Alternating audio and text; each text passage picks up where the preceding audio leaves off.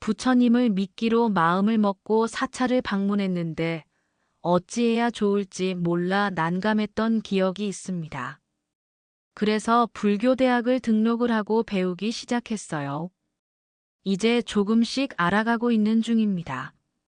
그래서 저 같은 분들을 위해 이 영상을 만들게 되었습니다. 많은 도움이 되셨으면 좋겠습니다. 절에 가면 여러 개의 문들과 건물이 보입니다.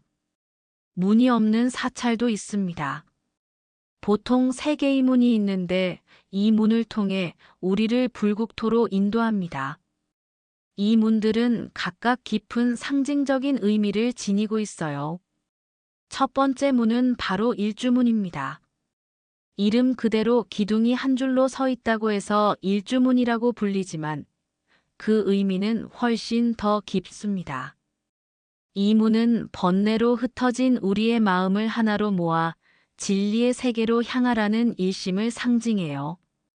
이곳을 지나는 순간 우리는 속세의 모든 시름을 잠시 내려놓고 오직 부처님의 가르침에 귀 기울일 준비를 해야 합니다.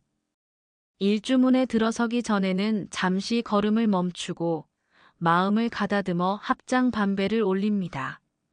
문을 통과할 때는 가운데 문은 큰 스님만 이용하시니 우리는 좌우 측면 문을 이용하는 것이 예의입니다. 이 작은 행동 하나하나가 우리 마음을 정화하는 첫걸음이 됩니다. 일주문을 지나면 금강문 또는 해탈문을 만나게 됩니다. 이곳에는 마치 수호신처럼 금강역사라고 불리는 두 분의 웅장한 수호신이 불법을 수호하며 사악한 기운을 막아주고 계십니다. 굳건한 모습으로 우리를 바라보는 이분들 앞에서 우리는 다시 한번 합장반배를 올리며 부처님의 가르침을 지켜주시는 분들께 경의를 표합니다. 그들의 위엄 있는 모습 속에서 우리는 우리 안의 나약함을 버리고 단단한 마음을 다져봅니다. 다음으로 우리는 천왕문을 지나게 됩니다. 이곳에는 동서남북을 지키는 사천왕이 모셔져 있습니다. 부릅뜬 눈과 위엄 있는 모습으로 불법을 수호하고 나쁜 기운을 물리치는 이분들의 존재는 우리에게 큰 울림을 줍니다. 이 문을 통과하며 우리는 자신 안의 번뇌와 악한 마음을 되돌아보고 청정한 마음으로 불법을 접하겠다는 다짐을 하는 것이 좋습니다. 다시 한번 합장 반배를 올리며 우리 자신을 돌아보는 시간을 가져봅니다. 사찰에 따라서는 천왕문 다음에 불의문 또는 해탈문이 있기도 합니다. 불의는 둘이 아니다라는 뜻입니다. 이는 부처와 중생이 둘이 아니고 번뇌와 깨달음이 둘이 아니며 유와 무가 둘이 아님을 상징해요. 이 문을 통과하면 비로소 깨달음의 세계에 진입한다는 의미를 되새기며 모든 차별심을 내려놓고 평등한 마음으로 들어가겠다는 다짐을 해봅니다. 이 문을 통과하는 순간 우리는 비로소 참된 나를 만날 준비를 마치는 것입니다. 여러 문을 지나 드디어 사찰의 중심 공간에 들어서면 다양한 법당들이 우리를 맞이합니다. 사찰마다 배치나 규모는 다르지만 부처님께 공양하고 지혜를 구하는 마음은 모두 같습니다. 가장 먼저 찾아야 할 곳은 바로 사찰의 중심이 되는 중심 법당입니다. 이곳은 보통 대웅전석가모니 부처님, 극락전아미타 부처님, 대적광전 비로자나 부처님 등으로 불리며 해당 사찰의 주부를 모신 곳이에요. 마치 집에 방문하면 어른께 먼저 인사하는 것과 같습니다. 이곳에서 우리는 부처님께 첫 인사를 올립니다. 법당에 들어가기 전 우리는 몇 가지 예절을 지켜야 합니다. 법당 계단은 보통 가운데 칸이 가장 높은데 이는 스님이나 큰 행사 시 이용하는 곳이에요. 우리는 좌우 측면 계단을 이용하고 법당 문도 가운데 어간문은 피하고 좌우 측문을 이용하는 것이 좋습니다. 법당에 들어가기 전에는 신발을 가지런히 벗어놓습니다. 법당 안에 들어가면 불상을 향해 합장 반배를 합니다. 방석이 있다면 가져다 놓고 부처님을 바라보고 반배를 한 후 3배세번 절을 올립니다. 3번 절을 한 후 반배를 하여 마무리합니다. 이때 가운데 자리는 비워두고 살짝 비켜서 절을 하는 것이 좋습니다. 절하는 자세는 오체투지 방식으로 하시면 됩니다. 만약 향이나 초를 올릴 생각이 없다면, 이미 피워진 향이나 촛불이 있다면 새로 피우지 않고 경건하게 절만 합니다. 법당 안에서는 발소리가 나지 않도록 조심하고 다른 불자들이 절하고 있다면 머리맡을 지나가지 않도록 배려해야 해요. 부득이 부처님 앞을 지나갈 때는 합장 반배를 하며 지나가는 것이 예의입니다. 법당을 나올 때 부처님을 향해 반배를 하고 나옵니다.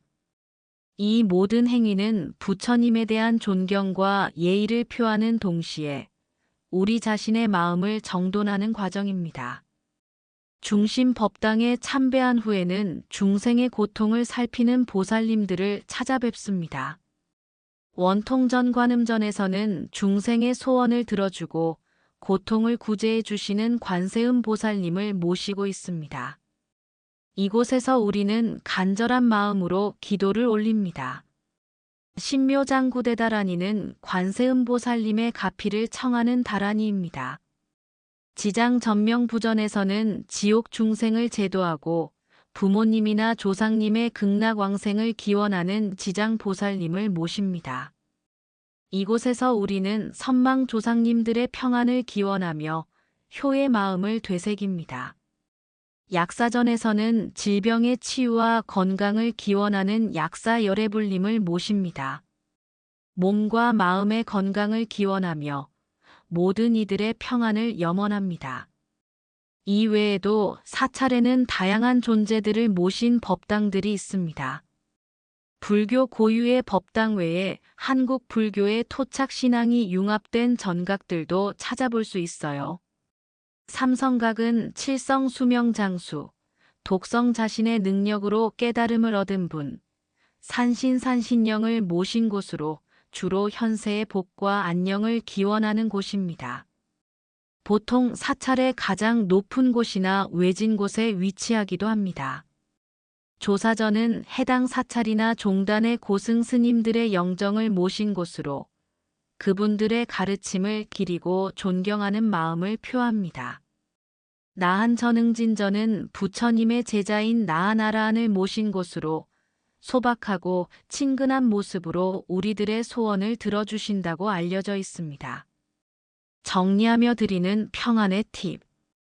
여러분, 사찰 방문에서 가장 중요한 것은 순서나 형식보다는 바로 경건하고 존중하는 마음으로 사찰을 방문하고 부처님의 가르침을 배우려는 자세입니다. 마음이 평화로워지는 순간을 온전히 느끼는 것이 중요하니까요. 사찰 방문 목적에 따라 순서나 머무는 시간을 조절할 수 있습니다. 예를 들어 특정 보살님께 간절히 기도하고 싶다면 해당 법당에서 더 많은 시간을 보낼 수 있어요. 큰 사찰은 입구에 사찰 안내도가 있는 경우가 많으니 지도를 보면서 미리 동선을 파악하면 도움이 됩니다. 무엇보다 사찰은 수행 공간이므로 조용하고 차분하게 행동하며 다른 참배객들에게 방해가 되지 않도록 주의해야 합니다. 여러분의 작은 배려가 모두에게 평안한 시간을 선사할 거예요. 사찰의 문을 하나하나 지나는 동안, 그리고 법당에서 부처님께 절을 올리는 동안 여러분의 마음속 번뇌는 서서히 사라지고 평온이 찾아들 것입니다. 부처님의 지혜로운 말씀이 여러분의 삶에 등불이 되어주기를 바라며 오늘 밤 평안한 잠 이루시길 바랍니다.